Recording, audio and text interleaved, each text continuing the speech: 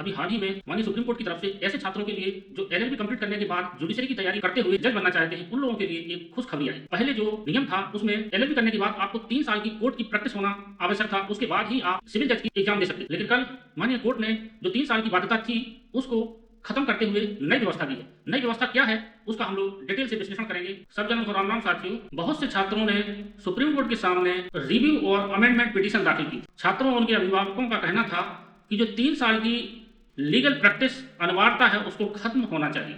इसी विषय पर माननीय कोर्ट ने सारी रिट पिटीशन का निपटारा करते हुए नई व्यवस्था लागू की है। एलएलबी कंप्लीट करने के बाद छात्रों को 1 साल कोर्ट की प्रैक्टिस करने के बाद जुडिशरी के एग्जाम में बैठ सकते हैं। जैसे ही वो जज बन जाते हैं उसके बाद उनके लिए 1 साल की जो ट्रेनिंग होगी वो सरकारों के माध्यम से दी जाएगी और 6-6 महीने की जो ट्रेनिंग होगी वो किसी जजेज के अंडर में रहते हुए ट्रेनिंग करनी हो। इस तरीके से जो नई व्यवस्था है, नई व्यवस्था ने पुरानी व्यवस्था को रिप्लेस करते हुए 3 साल की प्रैक्टिस बाध्यता को खत्म किया है और केवल 1 साल ही प्रैक्टिस करने के बाद आप जुडिशरी या सिविल जज की परीक्षा में बैठ सकते हैं। ऐसी नई व्यवस्था हुई है। धन्यवाद।